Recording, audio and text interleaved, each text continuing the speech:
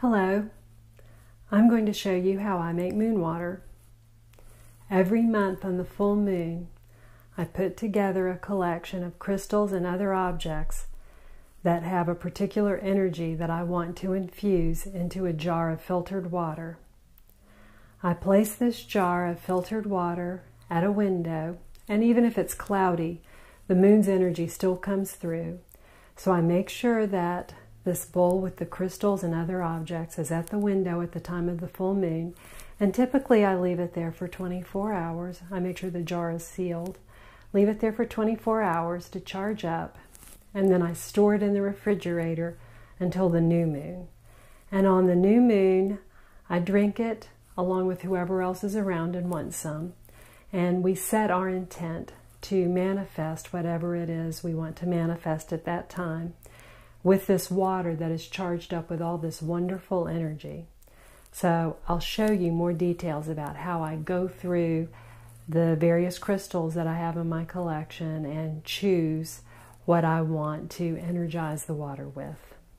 So the first step in making moon water is to make sure you know the calendar and when the next full moon is. I always make moon water on the full moon because it's powerful and it's going to charge the water up with whatever the vibrations are of the crystals and other items that you put into the bowl with it. You want to know what sign the moon is in so you can understand what it means energetically, and also you want to understand the history of it. And I like to know what the Native Americans' view of that particular full moon was. Like, for example, the one in May is called the flower moon, and it's just a beautiful, sweet moon. And there's a strawberry moon, there's a frost moon. They all have different meanings, and it's just good to know what they're all about so that you can incorporate your thoughts about those energies with what you're doing with the moon water. So the first thing you want to do after you figure out when the full moon is you want to get, I like to use filtered water, but you want to have a sealed jar of water. And if you don't have filtered water, then you can always get bottled spring water. And I place that in the center of the bowl. And then I go through and I choose crystals that have the properties that I want to infuse into the water. So I always use selenite because selenite magnifies the energies of everything around it. And I love to use these hearts because love is such a great energy. And speaking of love energy, I always use pink quartz because that's the stone of unconditional love. So I always put that in. And then I'm a songwriter, so I always like to put in some amethyst because that's the composer's stone. And then I like amazonite. This is another beautiful one. This is a new one for me. And I have many crystals here. And I'm not going to turn this into crystal class, you know, where I sit here and talk about the properties of each one of these. But I have, you know, you can let your instinct and your intuition guide you to which crystals to put in. And then after you figure out which ones feel right, then you can look up what they mean, because obviously I'm not going to sit here and have every single property of all these crystals memorized because it's just too much to know. But I always look it up before I put it in the bowl because I want to make sure that I have things in here that are focused on what I'm interested in.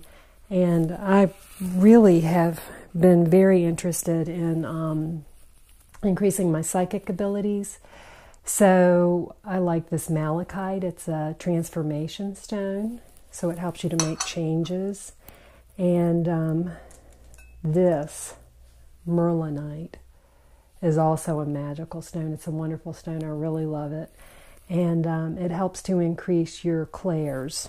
So the clairvoyance, clairsentience, clairaudience, claircognizance. And same thing here with this serpentine, which is also another just absolutely gorgeous stone. But it helps with the clairs. And this is also a stone. The merlinite is a stone of transformation. It's a magical stone, a stone of magic.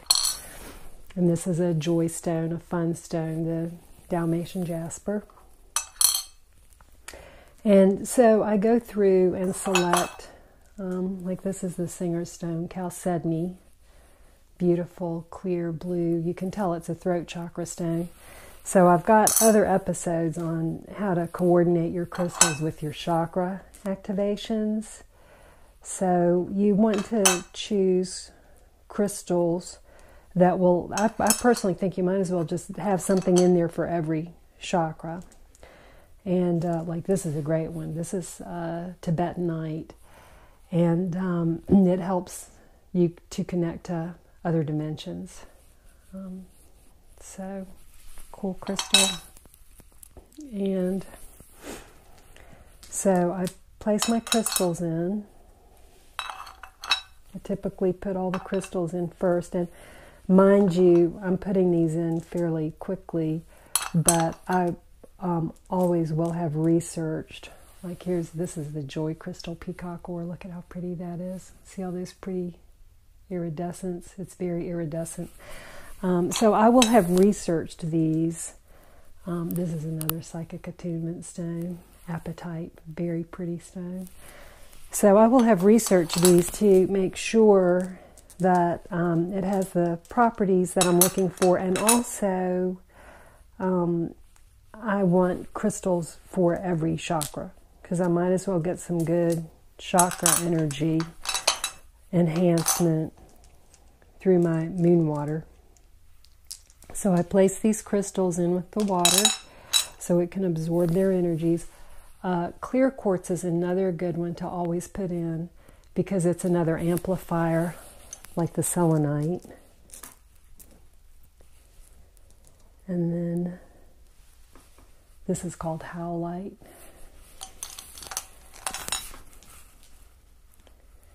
So I place these in, blue kyanite,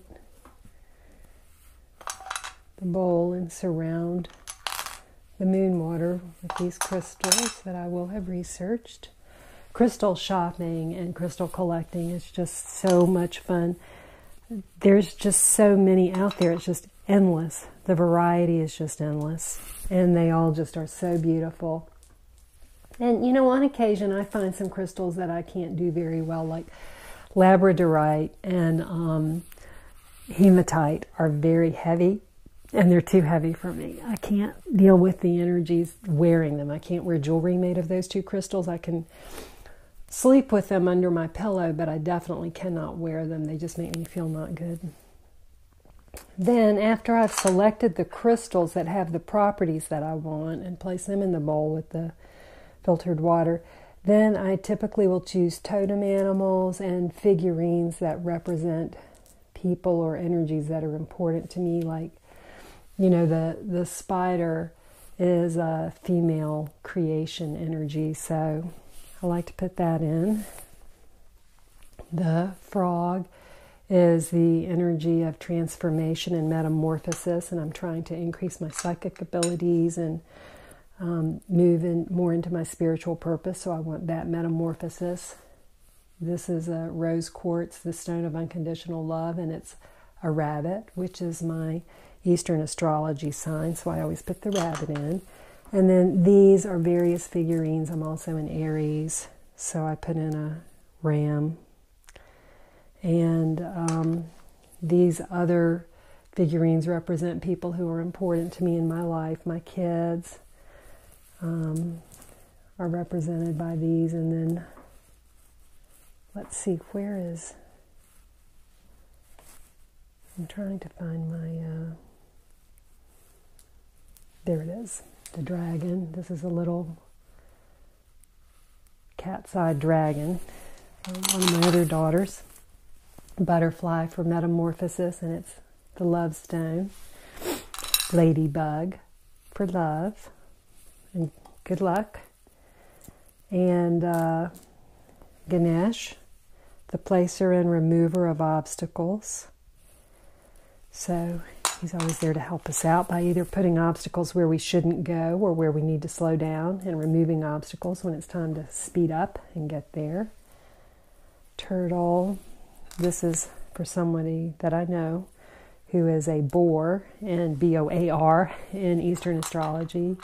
And then I also include totem animals like this buffalo, because this is one of my totems, comes to me a lot, this sign, and it's about persistence and perseverance and taking a path of least resistance.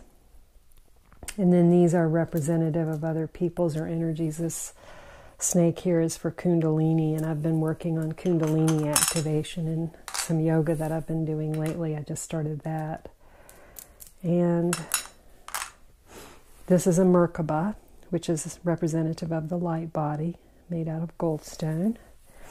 And then this is a blue goldstone pyramid, which will sort of focus the energy into the water. And this is a stone of transformation and breaks, you know, getting that big break. And so if you want to manifest something, it's a great way to like get that energy into the water.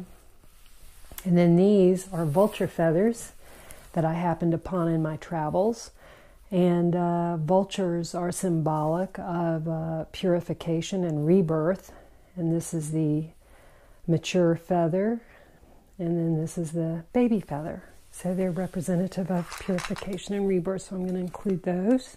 Okay, so then the next step is to place this at the window, make sure that it's there at the time of the full moon. And I like to leave it for 24 hours and just let it soak up all that great energy. Now at the end of the 24 hours of taking in the full moonlight, I remove the filtered water and I place it in the refrigerator and I pull it out on the new moon. And on the new moon, the manifestation begins. So, on the new moon, and I like to try to hit it right at the time of the new moon if I can. If it's, if the new moon's at 3 in the morning, it's not going to happen. So, but before bed that night, I will fill shot glasses with the moon water, and we will all drink each other's health and think about whatever it is we want to manifest. So we'll hold the water, put our thought into what it is we want to manifest, and then drink up. And that's the joy of moon water.